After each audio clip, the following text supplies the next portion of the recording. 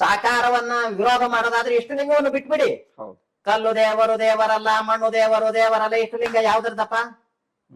ಆದ್ರಿಂದ ನೋಡಿ, ನಾವು ಸರಿಯಾಗಿ ತಿಳ್ಕೊಳ್ಳೋ ಬಂಡವಾದಗಳ ಬಂಡವಾದದಿಂದ ನಾವು ಗೆಲ್ಲಕ್ಕಾಗಲ್ಲ. ಈ ಸಮಾಜದಲ್ಲಿ ಬಂಡವಾದ ಒಂದು ಒಂದು ಬೇರೆ ತರ ಒಂದು ವಿಚಿತ್ರವಾದಂತ ಗೊಂದಲವನ್ನ ಹುಟ್ಟಾಕಿದೆ ಸ್ವಾಮೀಜಿ. ನೀವು ಇಸ್ಲಾಂ ಏಕಧರ್ಮ ನಿರಾಕಾರ, ಮಸೀದಿ ಯಾಕೆ ಕಟ್ತೀರಿ?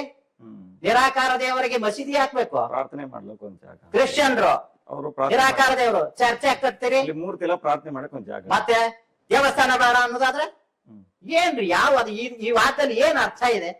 ಮನೆಯಲ್ಲಿ ನಿಮ್ಗೆ ಹಿರಿಯರಿಲ್ಲದ ಮನೆಯಲ್ಲ, ಮನೆಯಲ್ಲಿ ಮಕ್ಕಳು ಮರಿಗಳಿಗೆ ಮಾರ್ಗದರ್ಶನ ಮಾಡ್ಲಿಕ್ಕೆ ಹಿರಿಯರು ಬೇಕು, ಅವರು ಸಂಸ್ಕಾರ ಕೊಡ್ತಾರೆ. ನೀವು ಅವ್ರಿಗೆ ನಿಮ್ ದೇವಸ್ಥಾನ ಬೇಡ ಅಂತ ಇಟ್ಕೊಳ್ರಿ, ನೀವೇ ಸಂಸ್ಕಾರ ಕೊಡ್ತೀರಿ ಮಕ್ಕಳಿಗೆ ನೀವೇ ಇಷ್ಟಲಿಂಗ ದೀಕ್ಷೆ ಕೊಡ್ತೀರಿ ಅಂತ ಇಟ್ಕೊಳ್ರಿ, ಪೂಜಾ ವಿಧಾನವನ್ನು ನೀವೇ ಹಿರಿಯರು ಕಲಿಸ್ಕೊಡ್ತೀರಿ ಅಂತ ಇಟ್ಕೊಳ್ರಿ. ಕೆಲವರಿಗೆ ಹಿರಿಯರೇ ಇರಲ್ಲ, ಮನೆಯಲ್ಲಿ ಹಿರಿಯರು ಇರಲ್ಲ, ಅವ್ರಿಗೆ ಸಂಸ್ಕಾರ ಕೊಡೋರು ಯಾರು? ಗುರು ಬೇಕೋ ತಾನೆ? ಗುರು ವಾಸ ಮಾಡಿದ್ದಕ್ಕೆ ಮಹಾಮನೆ ಮಠ ಅಂತ ಕರಿತೇವೆ. ಮಠದ ಜೊತೆ ಸಾರ್ವಜನಿಕವಾದಂಥದ್ದು ಒಂದು ಮಠದ ಪರ್ಯಾಯವಾಗಿನೇ ಒಂದು ದೇವಸ್ಥಾನ. ಆ ದೇವರನ್ನು ನೀವೇನ್ ಇಷ್ಟಲಿಂಗವನ್ನು ಸಣ್ಣದಾಗಿ ಸ್ಥಾಪನೆ ಮಾಡ್ಕೊಂಡಿದ್ದೇವೋ ಅದನ್ನೇ ಸ್ಥಾವರ ಲಿಂಗ ಅಂತ ಸ್ಥಾಪನೆ ಮಾಡಿದ್ದೇವೆ. ಇಷ್ಟಲಿಂಗದ ಕುರು ಸ್ಥಾವರ ಲಿಂಗ, ಪರಿಕಲ್ಪನೆ ಒಂದೇನೆ.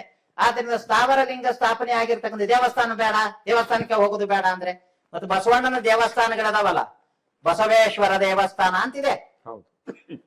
ಆ ಬಸವೇಶ್ವರ ನಿಮ್ ಬಸವೇಶ್ವರನ ಅಥವಾ ನಂದಿ ಬಸವಣ್ಣನ? ಲಿಂಗಾಯತ ಧರ್ಮವಾದ ಬಿಟ್ಟು ಅದು ಹೋಗ್ತಾ ಇದೆ. ಈಗ ಲಿಂಗಾಯತ ಪ್ರತ್ಯೇಕವಾದಿಗಳು ಬಸವೇಶ್ವರ ದೇವಸ್ಥಾನ ಅನ್ನೋದ್ರ ವಿಚಾರಕ್ಕೆ ವಿರೋಧ ವ್ಯಕ್ತಪಡಿಸ್ತೀರಾ?